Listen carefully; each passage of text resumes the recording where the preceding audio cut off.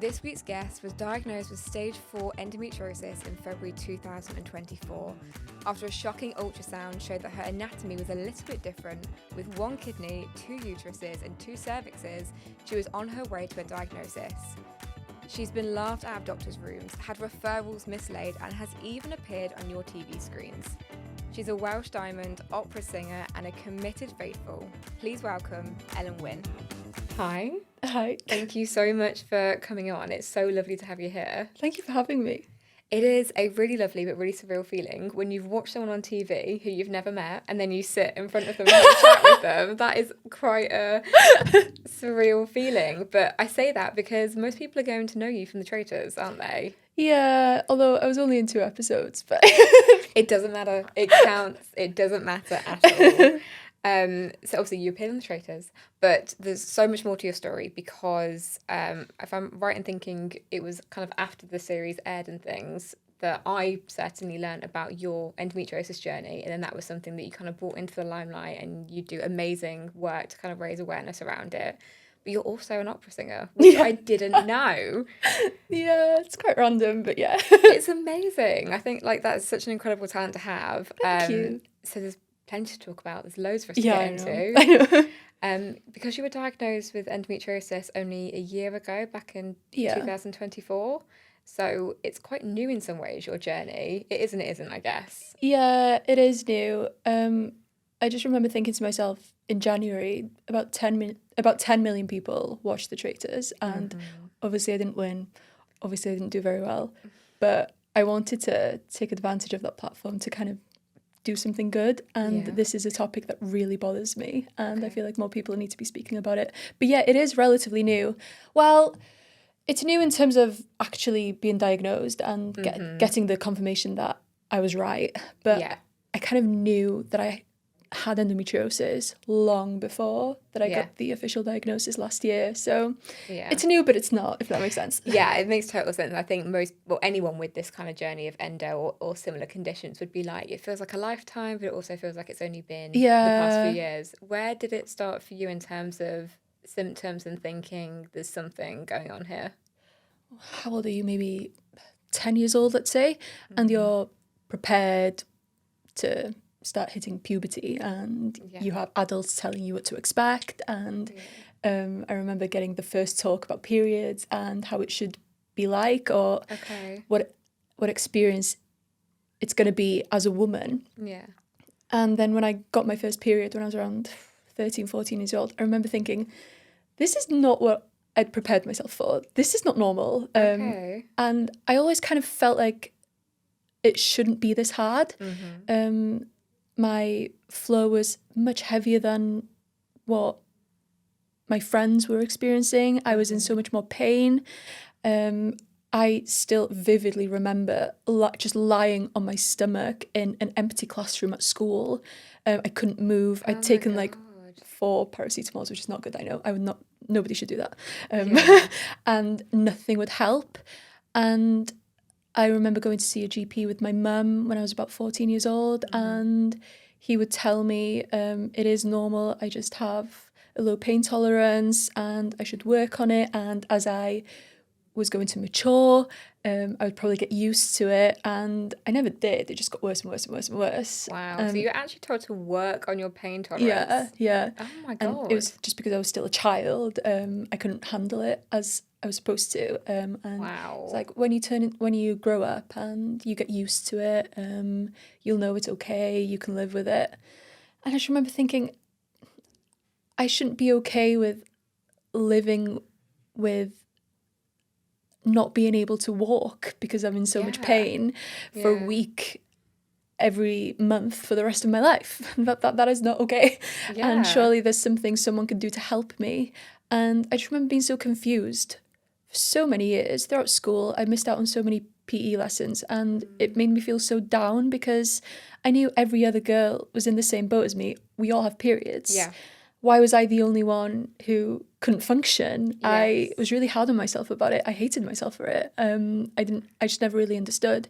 And then I remember when I moved to Cardiff, I had to change GP, and I came across videos on TikTok of girls discussing a condition called endometriosis, a condition I'd never heard of before, and something no one ever thought to mention to me.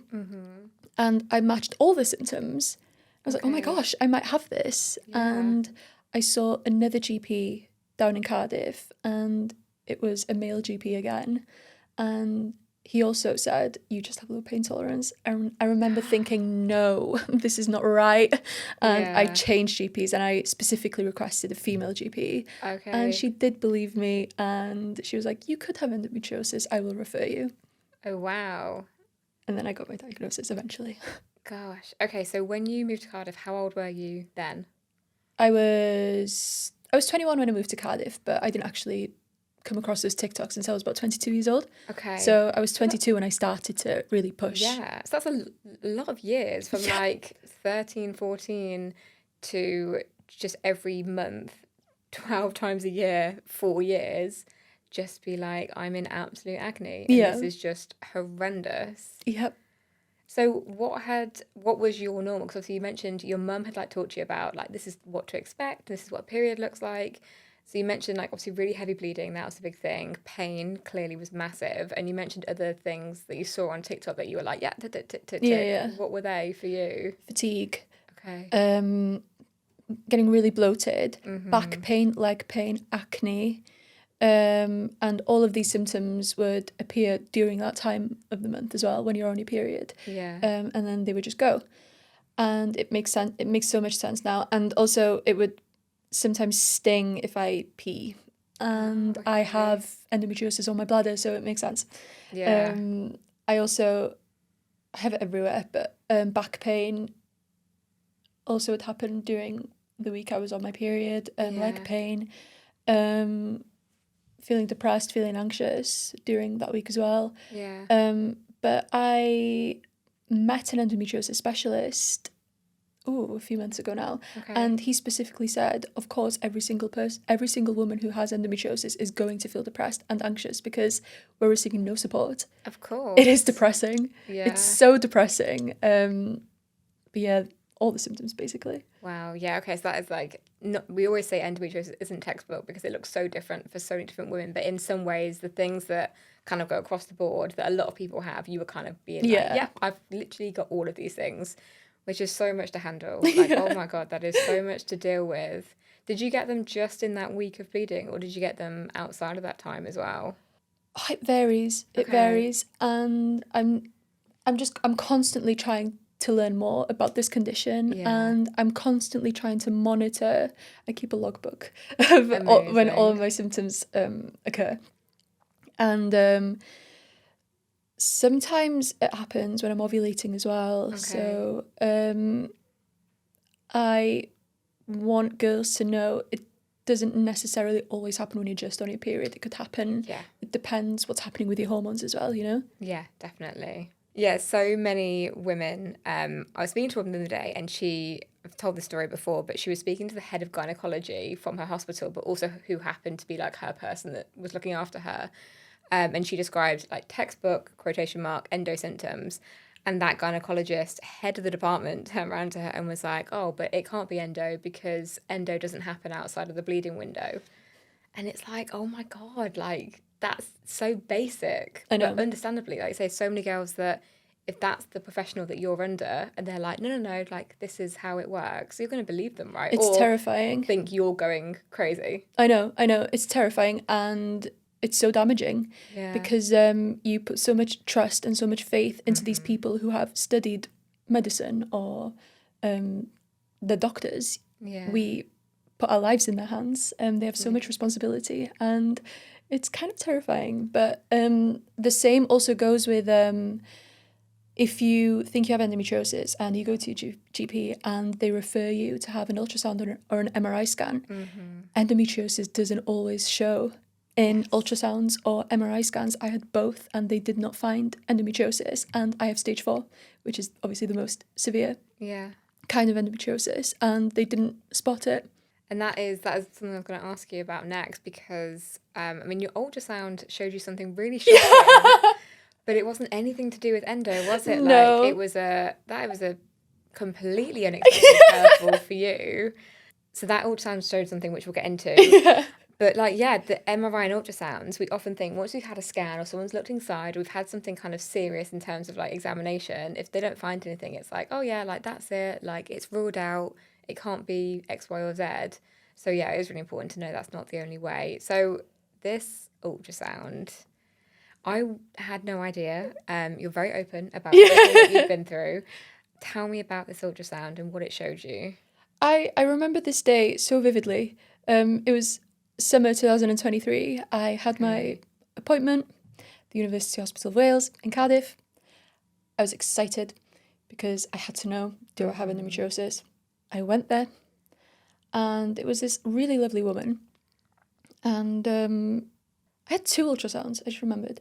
The first was the scan, an external ultrasound scan.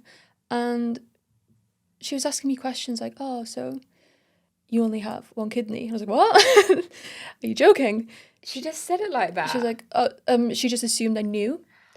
Oh. And I said, I should have 2. She said, has no one ever told you you have 1 kidney? And I said, no, I didn't know that. She said, okay. God. And then I ended up having an internal ultrasound as well. And she couldn't locate my cervix. And she got so confused and she had to ask someone else to come in. And I was terrified. So many people were just looking at this screen inside of me and they just didn't understand. They were like, okay, so you don't have endometriosis, but something is, your anatomy is very different. So we're going to refer you to have an MRI scan quite urgently to see what's going on. And I was like, okay, great. But they told me I don't have endometriosis, which is kind of terrifying because people I know have had ultrasounds and they said, oh yeah, I thought I had endometriosis, but I had an ultrasound and it was all clear, so I'm fine. I'm like, oh, you could not be. You could not have endometriosis, but that doesn't guarantee it either. Yeah. Anyways, I'm kind of grateful that I do have an abnormal anatomy because otherwise I wouldn't have found out that I have endometriosis as well. Yeah. But yeah, about a couple of weeks later, I had my MRI scan. Okay. And that's where they discovered I have 1 kidney. That was confirmed. A huge one, a massive kidney. Apparently, it's abnormally big. Oh, wow. Okay. Which is fine. I have 2 wombs and 2 cervixes. Wow, 2 wombs and 2 cervixes. Oh my goodness. Okay, so it's quite crazy. I can't even imagine how mind blown you must have been to find that out. Can you describe what it was like to be told that? It was quite surreal. I was never sad or stressed. I was just quite shocked. But I'm okay with it. I was, again, quite quickly referred to see a gynecologist after that, and he had to create a diagram for me, just with a pen and paper, just so I could visualise my anatomy. Yeah. And it's quite crazy. I have 1 fallopian tube and 1 ovary attached to each womb, but both of them are functioning. And he said they do have the technology to protect both wombs if I were to get pregnant one day. Wow. And I have a cervix for each womb. And I turned 25 this year, so now I'm supposed to be getting smear tests. I need to have 2 smear tests because I have 2 cervixes. Oh, no. Oh, do you know what? That is a cruel element, isn't it? 1 smear test is enough for anyone I think they've changed it from 3 to 5 years now, haven't they? But I think they've extended it. But, okay, 2 smear tests is maybe not the most fun, but... Yeah. Okay, so mind-blowing information. No reason why anyone would ever suspect that their anatomy was any different from what you just presume you have. And how does that... Did they tell you how it might impact you? Does it impact you? Is it kind of something that you don't really notice? It doesn't impact my life any differently at all. No, it doesn't. I only have 1 period. I really don't actually understand how it works because I get 1 period a month. And it's just your standard, endometriosis kind of period, which is just really heavy. But I only have 1. and it's fine. I remember them asking me actually in my ultrasound, do you get 2 periods a month? And I said no. And they asked me, okay, if you insert, they asked me, do you use tampons or pads? I said both. And they asked me, if I insert a tampon, do I continue to bleed? I said no. So it's all normal except for my 2 wombs. Yeah, because obviously they're thinking womb, or like uterus is the word. So like 2 uteruses, if the lining bleeds and sheds, you've almost then got 2 almost kind of like, I don't know, sources of blood, let's say, and then 2 then cervixes that then goes down. So they're probably thinking if one tampon goes up one, does then that mean the other? But I mean, I guess kind of all kind of work to come to the same. It combines somewhere. Place. It must be combining somewhere. Yeah. And what I don't understand is if I have 2 wombs, I still have so many questions. If I have 2 wombs, why do they bleed at the same time? Are they just in sync? Yeah. A lot of questions, I guess. Yeah, I guess I still need closure here.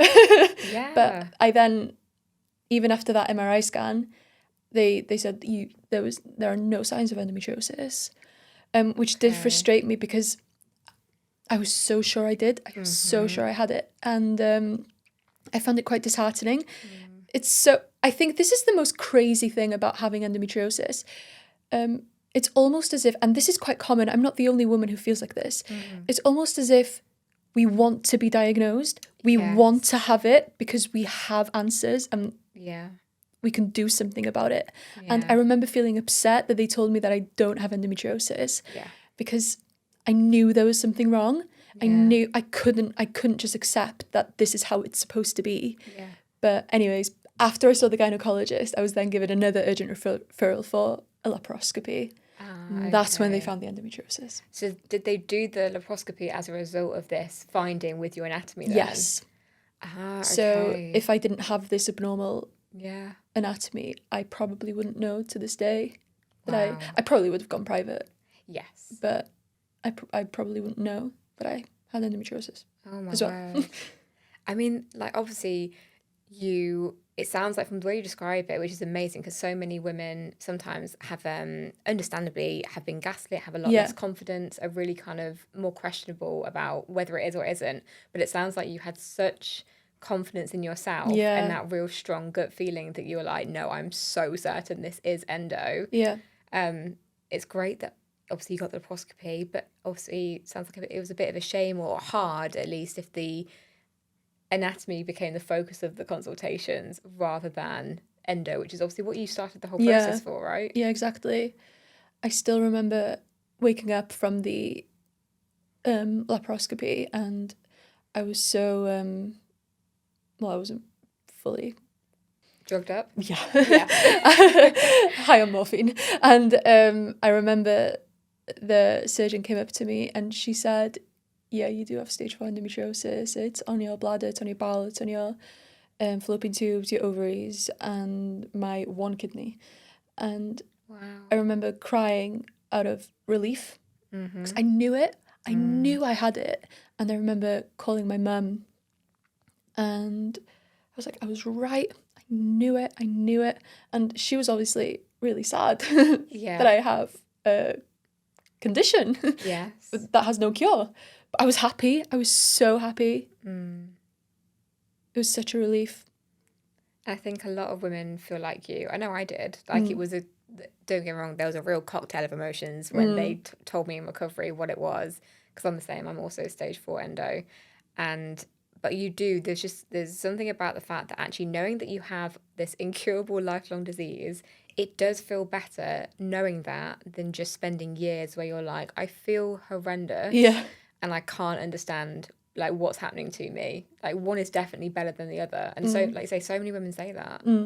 I've been told so many times over the years that I'm just being dramatic or I'm making it up or it's in my head. Just constantly gaslit. So I really needed it. I really needed the diagnosis to kind of confirm that I was right. And I'm not being dramatic and I'm really suffering. Yes. And no one, I don't really know anyone, or certainly haven't come across anyone that actually you'd ever describe them as being dramatic. Like, No. I think it's a totally incorrect term Definitely. to use. Definitely. Because am I right in thinking that, did you get laughed out of a room by a GP at one point? Yes, that was the first GP I saw in Cardiff. Okay. He asked me, "Oh, can you describe your symptoms?" And I told him, "I am in so much pain I cannot walk on the first few days of my period." And he was like, he smirked and he was like, "Are you serious? Are you serious?" I was like, "Yeah." And he said, "And you've taken paracetamol?" Like, yes. And the hot water bottle doesn't do anything. He was so arsey with me. He was so arsey. Oh my God. And I said, yes. And that's what kind of made me request to have a new GP. The attitude on him. Oh, it was awful. He was awful. I cried after that appointment, actually. Understandably. Yeah. Did you go alone to these appointments, or did you have? You did. Yeah. It was during COVID as well, though, so you didn't have a choice. Yeah. It's tricky. GP appointments can be tricky anyway, let alone when we're in the midst of a pandemic. Yeah, it's not ideal. What else is going on? Okay, so like we said at the start, February 2024, you had that diagnosis. It was official. Yes, and just to make this even more laughable, the surgeon who did the laparoscopy and gave me my diagnosis, and she told me once I had the laparoscopy, yes, so because it was so severe, she was a gynecologist, I think, she told me, because the endometriosis is so severe, we need an endometriosis specialist present to remove it safely. So I'm going to refer you to see an endometriosis specialist, because you need to have an appointment with him first, and then you're back on the waiting list for the laparoscopy to get it removed. Okay. I was like, fine. How soon can I see this specialist? And she said the waiting list is about 6 to 8 months. I was like, okay, fine. Okay. I waited 9 months, and then I went to see my female GP, who I love, and I asked her, can I have an update on my where am I on the waiting list to see this specialist? And she said, okay, let me just check the system. She said, you're not on the waiting list. You were never referred. How can a surgeon forget to refer a patient after performing surgery? How is that even possible? Oh, Ellen. So now I'm back on the waiting list. I was put right at the bottom, so I'm waiting again. Oh my God. But like after, because it would have been a gynecologist that did that laparoscopy, like, you know, most women will have a gynae do their lap, because it's just, you have to almost find something to then get the referral to the specialist. Yeah. Which causes a lot of problems, but it's just the way the system works. Yeah, like you say, because I remember my gynecologist having probably a similar reaction to yours of like, oh my God, it is so severe and it is so aggressive and it's so complicated. And he literally said to me, he was like, I am scared to touch this. He was like, I don't want to go anywhere near it because it's like just so kind of complicated. So how can you have that reaction and then be like, oh yeah, let me just forget to do the whole referral of the whole point, because the whole thing is endometriosis. Like, oh my God. I don't get it. I just don't understand. The whole system is so messed up. It's so unorganized. It's laughable. And I went on this endometriosis retreat this year, and I met so many girls who are in the same boat as me, and they also have horrific stories.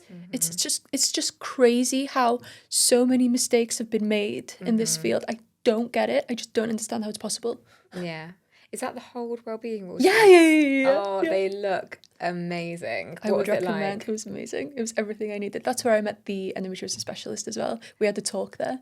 Yeah, it was really cool. Oh, wow. Amazing. Yeah. So if anyone that doesn't know, obviously who's listening, Hold Wellbeing, I've only seen them on social media. I haven't been to one of their retreats so far. Ellen can obviously tell us a lot more about it. But they do endometriosis specific retreats, don't they? And that is their whole focus, and they're in some of the most beautiful parts of the UK, and it's always a different location. So what was that like? What was involved? It was so cool. It was just everything someone with endometriosis needs. You have all these talks. You have during mine, the one I went to in March during Endometriosis Awareness Month, it's just crazy to me how she managed to get hold of these really cool people. We had hypnotherapy. We had a talk from Dr. Anthony Griffiths, the endometriosis specialist in South Wales. There were nutritional talks on how to look after your body and what to eat, some dietary recommendations by specialists. There were endometriosis friendly foods available, catered to us. It was amazing. We got Pilates classes, there was a swimming pool there was a jacuzzi there, we got free massages there. It was crazy. It was so cool. And I met so many nice people. I follow them on Instagram now. I keep in touch with some of them. It was just, and this is quite niche. I don't know if this is cringe or a weird thing to say, but obviously because we were swimming there, and some of us were in bikinis, it was so oddly comforting to see women with the same scars as me. Oh, no, that doesn't sound strange. Yeah. That doesn't sound strange. I found it so comforting. Just people who understand. And it was amazing to listen to other people's stories and to share my story with people who just get it, who have experienced the same symptoms as I have. And when I say I cannot walk some days, they get it. Yeah. Because I remember, I use this description quite often. Sometimes I feel like I'm being stabbed, and some people think that's such an extreme description, but they understood. Yeah. You know? Yeah. You don't, I think when other people have it and get it, you almost don't need to do the explanation. No. You can just, because I get that pain, that's the kind of pain that I get. It is like, it takes your breath away. Yeah. It makes you double over and you're like, oh my God, okay, what is happening? So when you're surrounded by people like that, it must be so nice to not have to explain yourself. Yeah. Yeah, it was great. I'd love to do it again. Yeah. I would recommend, yeah. Amazing. And I think I saw one of their posts. They do gorgeous social media stuff. But I remember seeing one of their posts, and it was actually about kind of when you're in the jacuzzi or in the swimming pool and you're in like your robe or bikini or whatever, and it's so accepted. And it's almost like, also, if you have endobelly or if you're bloating or if you just have one of those days where like everything's tender or whatever, like no one bats an eyelid. No. So it's like a spa day, but so much safer and almost like more accepting, because you don't have to worry about having the perfect body or anything. It was so emotional, actually. So many of us cried, just because we shared our fears about fertility or how self-conscious we are of our bodies some days. It was a very vulnerable experience as well, but so accepting, and just again full of people who really understand. It was really nice. Amazing. Okay, wow. That is certainly somewhere to check out, isn't it? I haven't done it yet, but it is on the list because it looks amazing. Yeah. Living in agonising pain is one of the hardest parts of living with endometriosis. Every single morning, I would wake up with stabbing, twisting, throbbing pain all over my entire body. And the only way I could survive was by taking painkillers all day, every day. If you'd told me over 10 years ago that natural pain relief would work better than drugs, I'd have thought you were crazy. But then I found BU's pain relief patches. I've had the pleasure of working with the sibling co-founder, Hemang and crew, and I trust them. I trust them to do right by me. I trust them to do right by you. I trust them to do right by all of us. So, if your endometriosis pain is out of control or your periods are ruining your social life, then use discount Alexandra 10 for 10% off BU's products. Yes, you did hear me correctly. That is 10% across all their products. Go and have a look. What's the harm? You can also head to the show's description notes for all the information and all the clickable links.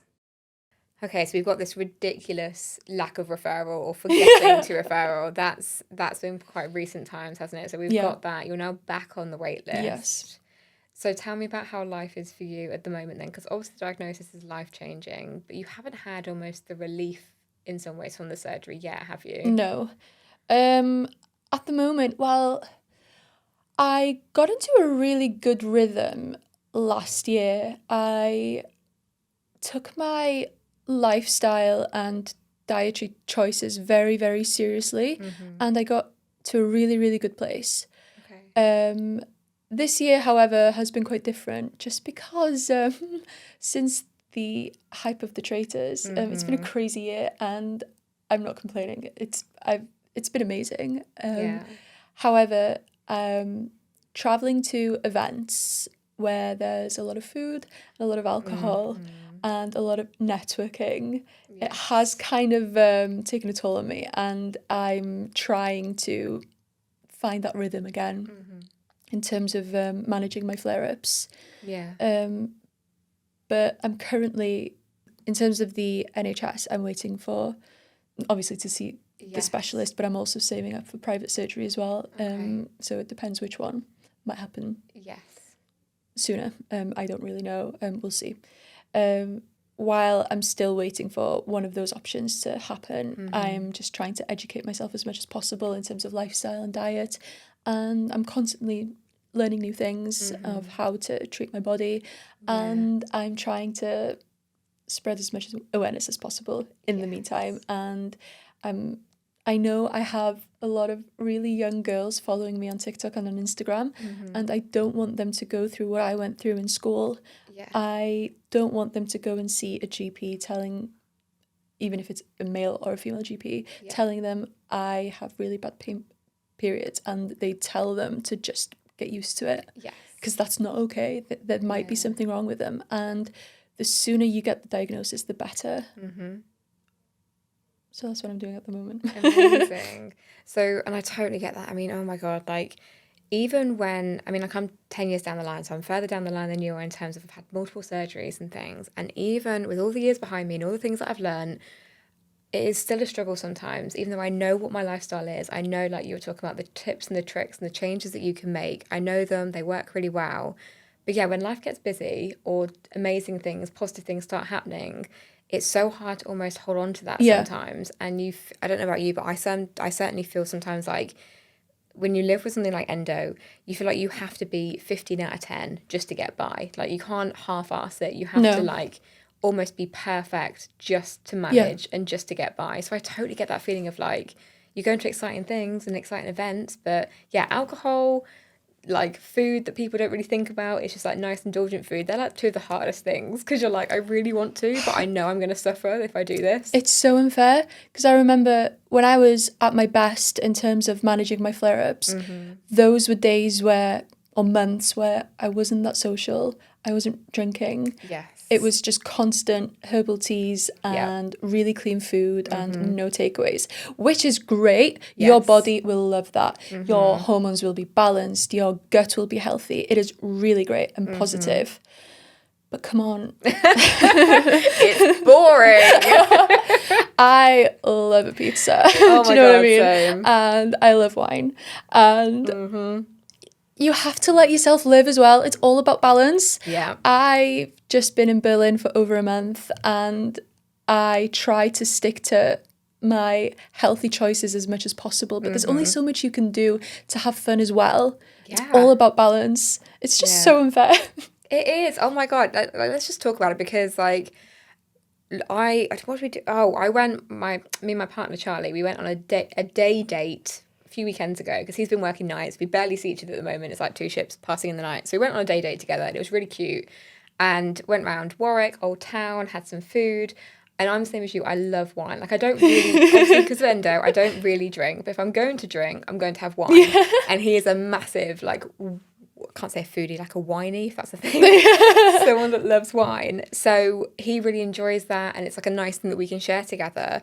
I had the smallest glass of wine and then one G&T, like single, one G&T, no cocktails, nothing kind of exciting, too much sugar. And the next day, I could just, like, I sometimes almost call her, like, endo. Like, she's, like, almost another personality. And she was not happy. And I remember sitting there being like, girl, like, please, can we just have some fun? Have some alcohol, do what any normal 27-year-old is doing. But no, we're going to have a hissy fit the next day. It's so unfair. Oh, my God, yeah. It's so unfair. Because I share a lot of my journey online, I still remember posting a TikTok a few months ago now where I was eating a pizza, and my comments were like, why are you eating pizza if you have endometriosis? Can you let me live? No way. It's like there's a lot of pressure as well to really be perfect. Yes.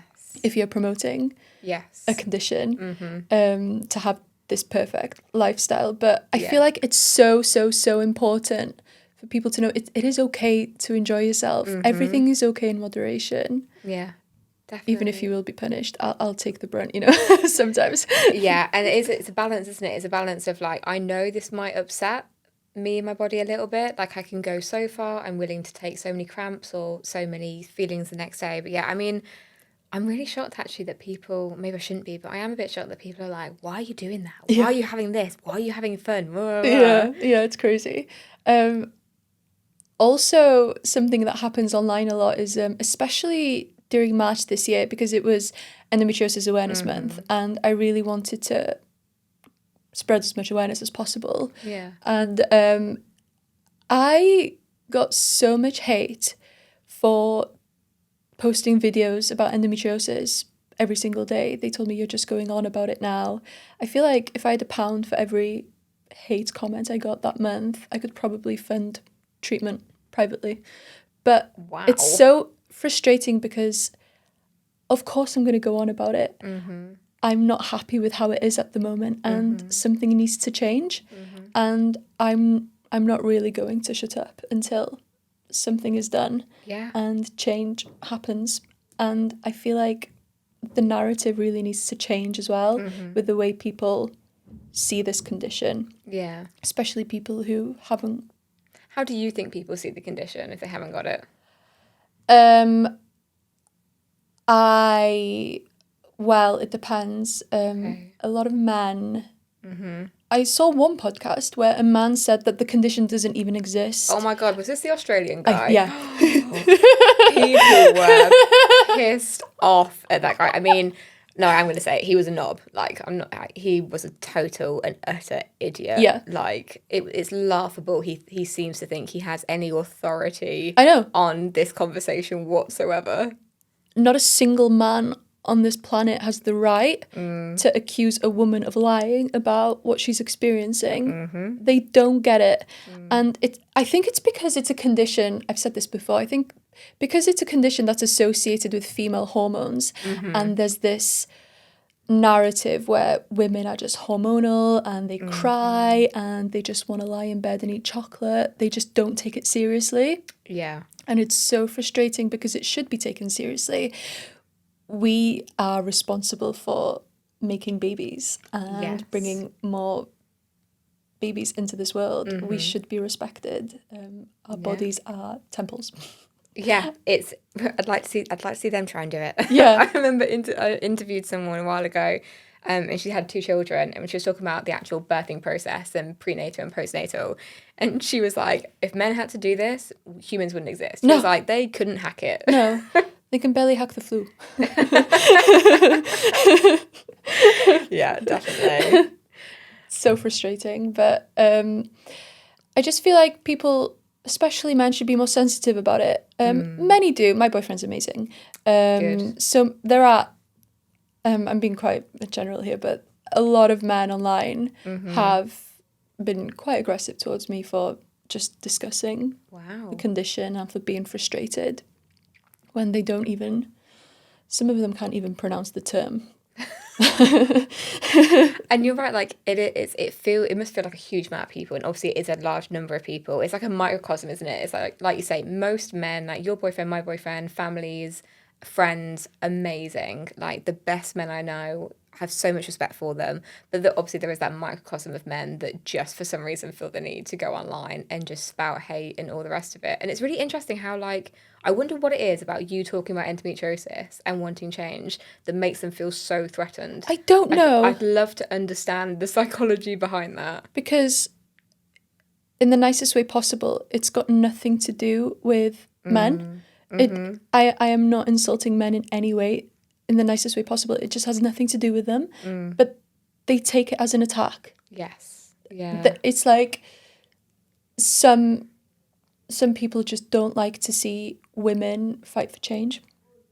Yes, I suppose that can be quite emasculating if you're not very secure in yourself. I don't know what it is, but they don't like to see women cry about having periods. Maybe it's because they don't find it relatable. I don't know what it is, but I'm still struggling to comprehend the amount of hate I got for raising awareness and talking a lot.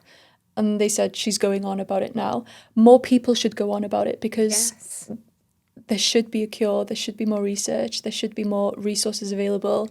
GPs should take young girls who are struggling more seriously. And it is, one thing I will say is, it's quite interesting to me that out of the 3 GPs I saw related to this, 2 of them were men, 1 was a woman, and you can guess which one actually believed me.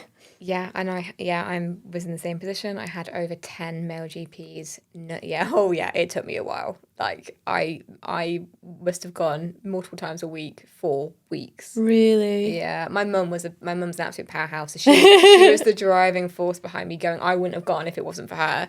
But yeah, over 10 male GPs, all with the same answers and the same comments that you got, or very similar ones. And then it was literally completely by chance that a locum GP who was covering sickness or something, and she was there, and just thank God. That's crazy. And she literally, she changed my life. Like, if it wasn't for her, I don't think I'd be in the same position that I am now. So yeah, it's important to note that, isn't it? Because I mean, my endo specialist and consultant now is a guy, and he is phenomenal. So I think when you get to that specialist level, the knowledge, it changes, and he is amazing because he's cared for me and always will be for as long as he's in his career, which I hope is a long time. But I think before you get to that like specialist level, there is a big difference. I mean, then again, I've had lots of stories of women being pretty cruel and things. But I've had a few women as well who haven't been great. So yeah, I don't know what it is. I really don't understand why people don't take it seriously. One thing that does concern me as well is the number of GPs, male and female, who don't really make the effort to actually find the root of the problem or what's causing these flare-ups. They're very eager to promote artificial hormones, which I understand why, because the pill and the coil, they do manage symptoms. But some people are offered the pill and the coil and not even, and that's it. Yes. They don't get referred to see a specialist or to have a scan. They don't get anything, just the pill. Yeah. Which is concerning to me because that isn't a solution. It's something that it helps, but it's not a solution. Yeah. Do you know what I mean? Yeah, definitely. There was Jen Moore, who's written a book actually on endometriosis, which I'd totally recommend because, oh my God, it's amazing. If you're talking about wanting to do more research and stuff, she is amazing. But she went on the pill for 22 years, and because they refused to investigate, she's had like permanent organ damage and had to have a hysterectomy, all because they just said for 22 years, just go on the pill and just deal with it, and we're not going to investigate. So that literally proves your point. It's terrifying. Yeah. It's terrifying. So many women have had hysterectomies because they just went on the pill and nothing else was offered.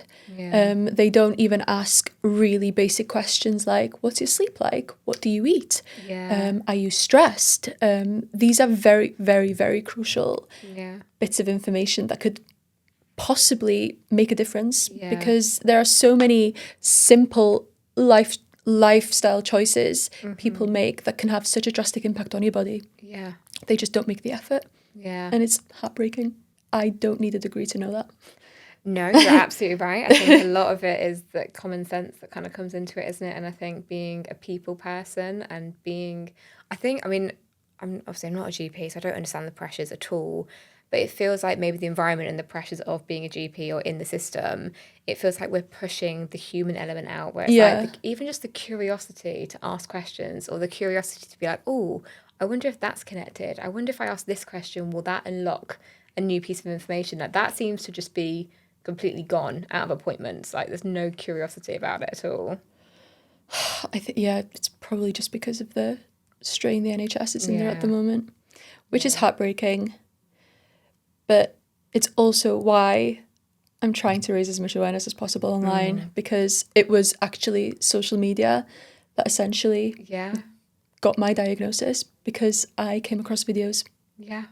It was never a GP. It was social media that led me to seeking help from the NHS. Yeah, and that's why things are moving, right? Like social media is becoming, or has become already, like a huge education piece, or a huge source of education for people to go and find out things, or like you say, actually unlock a whole diagnosis that you literally had no idea about beforehand. Yeah. So before we end, I really want to ask you about, obviously you've mentioned it already, your experience on Traitors. I know you said it was shorter, obviously, than you would have liked it to be, but whilst you were still there, I'm really interested to know for you how that quite grueling, quite intense filming schedule and the experience was whilst also living with endo and all those symptoms. How was it for you? Yeah, do you know what? It's crazy because we filmed The Traitors in May 2024, so it was only a couple of months since I got my diagnosis. Oh, so it's quite fresh and it was new for you. I had a laparoscopy. I had this laparoscopy a week before one of my Zoom calls with producers. Oh my crazy. God. That was a crazy year for me. Yeah. I had one producer that I was quite close with. Her name is Tasha. Oh, I miss Tasha. She knew about my diagnosis, and she told the executives, and they took great care of me. There was a physio on site. To be fair, I wasn't really in there long enough for it to really have a drastic impact. Yeah. But I remember I have back pain. It's actually one of my most common endometriosis symptoms. Okay. I do have it about once a month. Okay. And I could not carry gunpowder during a mission on the show. I couldn't carry it because it was heavy and I knew it was going to strain my back. And it was one of the reasons why I got banished. Oh no. Yeah, Freddie, he came for me because I couldn't carry the gunpowder. That must have felt so unfair. Yeah, I remember crying about it. But the thing is, I told all of them I have back pain and they cut that out. So people just thought I was really weak. I do strength training, I promise. I could have carried it. I was just looking after my back. But yeah, I couldn't carry it. And it was one of the reasons why I got banished, which is fine. It doesn't matter. They were very accommodating in the hotel. They give you whatever you want, essentially. So I had loads of herbal teas. I had my supplements. I had everything there just in case. Amazing.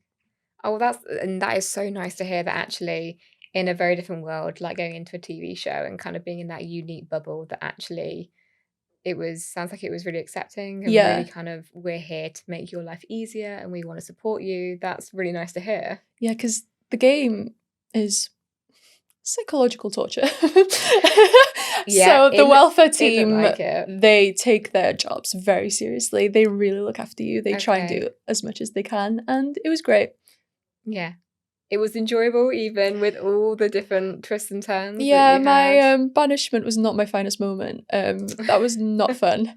But other than that, no regrets. And I really love my life since the show aired. People are so nice to me, and it's been an amazing platform. And so all positivity on my side, anyway. And I mean, from watching it, at least, obviously editing, and there's a lot that goes on post-production as well. And also, like you say, we don't see every minute of every day because it'd be impossible to.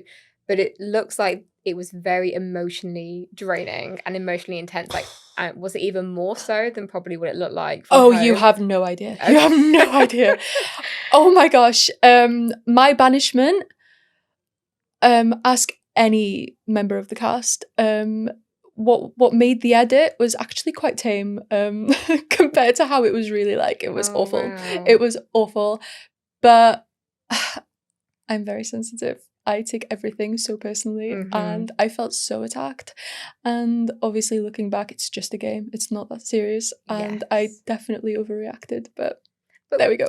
When you're in it, I mean, when you're in it, right? Like, oh yeah, you're just so immersed. Focused in what you're experiencing. It felt so real. It felt so serious at the time, but it's really not. It's not a big deal. To be fair, you all took it very seriously, which is not a bad thing, because, you know, there was money to be won, there was traitors to be found. Like, there's nothing wrong with taking it seriously. I really wanted that money for surgery. Oh, is that one of the reasons he went in? Oh yeah. Wow. That money would have been really useful. Yeah. But it's fine.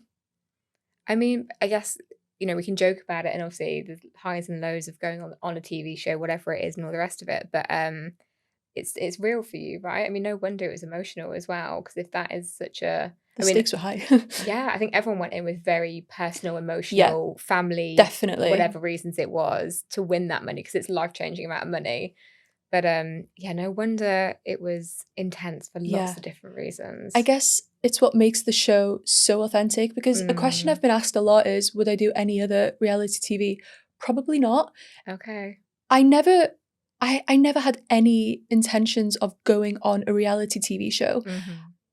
It was just that show particularly, because it's so authentic and it's just full of ordinary people who have no experience in front of cameras or being well known by other people. We're not famous. We're not reality stars. We're just ordinary people where that chunk of money could have made such a life-changing difference to all of our lives. So the stakes are so high, and I think it's what makes the show so authentic. Yes. So no regrets. It was honestly such a pleasure to be associated with it. That's amazing. I'm so glad to hear. I mean, I think for someone, me and my family, of course, absolutely love the show, love the psychology element. Just, the whole concept is brilliant. It works for a reason. But it's lovely to hear that probably the reason it does so well and continues to, is, like you say, that authenticity piece is just really important and a key part of it. Yeah. And I think as humans, we're so nosy. We love watching other people that we can relate to. Yeah, right? definitely. It's so relatable. It's just full of normal people that you can relate to. Yeah, exactly. Yeah. So thinking about, obviously, that you said the show has changed your life, which is amazing, and so many things have happened from it. What is the future looking like for you, do you think? What's both endo and just general life and experiences? I have a few more endometriosis related events coming over the next couple of weeks. I'm actually doing, I can't say much now, but I'm doing this test that I'll be discussing within the next month or so, which is really exciting.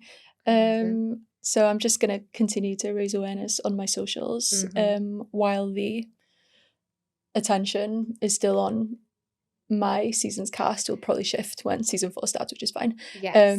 But yeah, that's really exciting. And I'm still singing opera, and I have some singing opportunities coming soon. Oh, amazing. Yeah. Can you share anything about where you'll be or what you'll be doing, or not quite yet? Is it still secret? Just in the UK. It's more online content. Oh, I have a few events in London as well. Wow. I mean, I said to you earlier before we did the episode that any kind of live music, live theatre, absolutely love it. Opera is not something that I've managed to tick off my list. So I will definitely be keeping an eye out for when your name and your face on like those huge billboards. It's the dream. It'll happen. I'm sure it will. Thank you. I have one final question for you. There's a bit of a podcast tradition. Yeah. It'll be interesting actually to ask you this question, because like we said, your diagnosis was not that long ago, and you've obviously got lots of things coming up for you and your journey with endo. But if you were to imagine that I wasn't sat here and a younger version of Ellen was sat here, so whether she's 10, 14, whatever teenage years you want, if you could speak to her, if you could talk to her, I'd love to know what you might say to her. Honestly, you're right. I would tell her, you are right. There is nothing wrong with you in terms of people thinking you're dramatic. You're not dramatic. Okay. And it's so sad, because I was so confused 10 years ago. I was so confused, and I thought there was something wrong with me mentally rather than physically.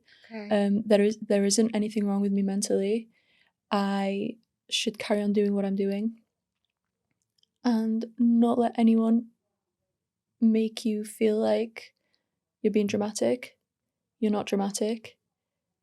And carry on listening to your body and listen to your gut. Keep fighting. Because honestly, I feel like a completely different person. I just know so much more now. Yeah. I didn't know anything back then. It's quite sad. Amazing. Wow, I don't think any of us know a huge amount when we're 10, 14 years old, that's for sure.